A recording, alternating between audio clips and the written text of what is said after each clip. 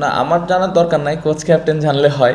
But আমার মনে হয় সাকিব ভাই থাকলে কম্বিনেশনটা ভালো হয় টিমের, এটা তো সত্যি কথা। সো যদি আসেন খেলেন, অবশ্যই আমি স্টিল বিলিভ করি যে টিমের কম্বিনেশনটা ভালো হবে এবং দলের ওপর ওই ইম্প্যাক্টটা উনি রাখতে পারবেন। সো যদি আসে খুবই ভালো, আর যদি না আসে তাহলে আমাদের যেই প্লেয়ারগুলো আছে তাদের উপরে বিশ্বাস রেখে আসলে আমাদের কন্টিনিউ করতে হবে। আমার মনে হয় খুবই ভালো টুর্নামেন্ট, প্রতি বছরই বিসিএলটা আসলে খুবই কম্পিটিটিভ খেলা হয় এবং আপনি যদি দেখেন চারটা দলই অনেক ভালো দল থাকে। সো প্রিপারেশনের দিক দিয়ে আমি বলবো যে ইন্টারন্যাশনাল সিরিজ খেলার আগে একটা ভালো টুর্নামেন্ট হয়েছে। ব্যাটসম্যান এবং বোলাররা আমার মনে হয় ভালো মতো প্রিপারেশনটা নিতে পেরেছে। আর যেই কন্ডিশন আমরা খেলেছি রাজশাহী এবং বগুড়া, স্পেশালি এই দুইটা ভেন্যুতে খুব ভালো ক্রিকেট হয়েছে, কারণ স্পোর্টিং উইকেট ছিল, যেটা নর্মালি ওয়ানডে ক্রিকেটে সব জায়গায় থাকে। সো এটা একটা পজিটিভ দিক ছিল। সো ওভারঅল পুরো টুর্নামেন্ট আমি বলবো যে দারুণ ছিল। না, আমরা তো বলবো যে আমরা খেলতে চাই। এখন আমাদের কথা শুনবে কিনা সেটা তো জানি না, বাট আমার মনে হয় যে খুব ইম্পর্টেন্ট যে এই ওয়ানডে টুর্নামেন্টটা হওয়া, স্পেশালি প্রিমিয়ার লিগ। এখানে সামনে আমাদের ওয়ানডে ওয়ার্ল্ড কাপ আছে, পাশাপাশি আমরা ওয়ানডে ম্যাচও খুব কম খেলি এখন। সো এই প্রিমিয়ার লিগের একটা সময় কিন্তু ওয়ানডে ম্যাচ খেলার সুযোগ হয়। সো খুব ইম্পর্ট্যান্ট একটা টুর্নামেন্ট। আমি চাইবো যে লিগটা খুব ভালোভাবে হবে এবং কম্পিটিটিভ খেলা হবে এবং ভালো স্পোর্টিং উইকেটে খেলা হবে। সো লিগটা হওয়া অবশ্যই ডেফিনেটলি উচিত। বাকিটা আজকের টসটা খুব ভাইটাল ছিল, কারণ ডিউ ছিল, আপনি যদি সেকেন্ড ইনিংসে দেখেন অনেক ডিউ পড়েছে। সো বোলারদের জন্য অনেক কঠিন ছিল। বাট আমার মনে হয় অ্যাজ এ ব্যাটিং ইউনিট আমরা প্রথমে ভালো ব্যাটিং করিনি। সেট হয়ে আমি বা মেহরাব হোসেন অহিন বা সাব্বির রহমান, বেশ কিছু ব্যাটসম্যান আমরা সেট হয়ে হয়ে আউট হয়েছি। সো ওই জায়গাটাতে আমার মনে হয় যে আমরা পেছনে পড়ে গেছি। ওভারঅল আমি বলবো যে ব্যাটিংটা যদি আমরা আরেকটু বেটার করতে পারতাম ফার্স্ট ইনিংসে, তাহলে হয়তো সেকেন্ড ইনিংসে বোলারদের জন্য তুলনামূলকভাবে সহজ হতো। বাট আমি এই ম্যাচে বোলারদের কোনো আসলে খুব বেশি দোষ দেখি না, কারণ ডিউয়ের কারণে বল করাটা খুব কঠিন ছিল। অবশ্যই এরকম এক্সপিরিয়েন্স প্লেয়ার যদি থাকে, অবশ্যই টিমের ব্যালেন্সটা আরও ভালো হয়।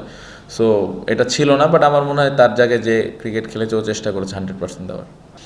খুবই ভালো। আমার মনে হয় এই মুহূর্তে as an allrounder proper package একজন ক্রিকেটার। আমার মনে হয় ব্যাটিং, বোলিং, ফিল্ডিং দারুণ একজন অলরাউন্ডার। বাট আমার মনে হয় ওর এই জায়গা থেকে আরেকটু ইমপ্রুভ করতে হবে ব্যাটিংটা, স্পেশালি যদি এই জায়গাটা থেকে আরেকটু কনসিস্টেন্ট হতে পারে। আমার মনে হয় খুব ভালো একটা প্লেয়ার বাংলাদেশ টিমে যোগ হবে যদি ও ঠিক মতো ওর কাজগুলো করে। বাট আমি যদি মেহরাব হোসেনের লাস্ট বিপিএল এবং এই টুর্নামেন্টের খেলাটা দেখে, অবশ্যই ডেফিনেটলি সে আগের থেকে অনেক ইমপ্রুভ করেছে। বাট আমার মনে হয় যে এই জায়গা থেকে আরেকটু ইমপ্রুভ করলে বাংলাদেশ টিমের জন্য ভালো, যদি সিলেক্টররা চিন্তা করেন।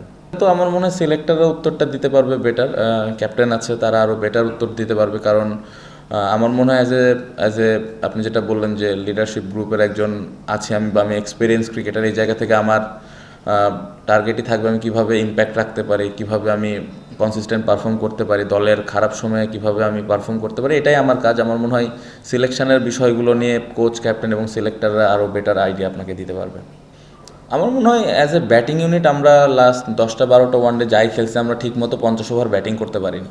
সো এটা একটা কনসার্ন যে আমরা কীভাবে স্পেশালি মিডল ওভারে ভালো ব্যাটিং করে ইনিংসটা শেষ করতে পারি। আপনি যদি পুরো বিসিএল টুর্নামেন্ট দেখেন, প্রত্যেকটা টিমে কিন্তু এই সেমভাবেই ক্রিকেট খেলছি আমরা। খুবই ডিসঅ্যাপয়েন্টিং, স্পেশালি আমি যদি আমার টিমের কথাই বলি, খুবই ডিসঅ্যাপয়েন্টিং পারফরমেন্স। আমার মনে হয় অ্যাজ এ এক্সপিরিয়েন্স ক্রিকেটার, এখানে যে 4টা টিম আছে, 4টা টিমেই সবাই 50, 60, 70টা করে ওয়ানডে খেলা প্লেয়ার আছে, আই মিন লিস্টে।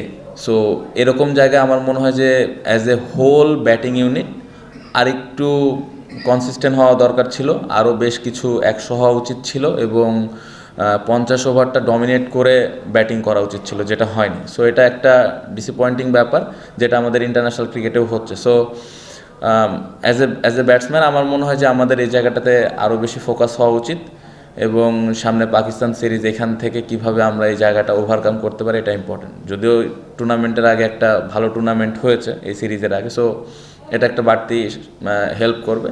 আমি আশা করব যে এই জায়গাটা আমরা ভালোভাবে ওভারকাম করতে পারবো। আমার কাছে মনে হয় লাস্ট 1-1.5 বছর অনেক বেশি টি-20 খেলা হয়েছে। সো এটা একটা কারণ হতে পারে, ব্যাটসম্যানদের মাথায় সবসময় এই জিনিসটা কাজ করছে, স্ট্রাইক রেট, বড় শট খেলা।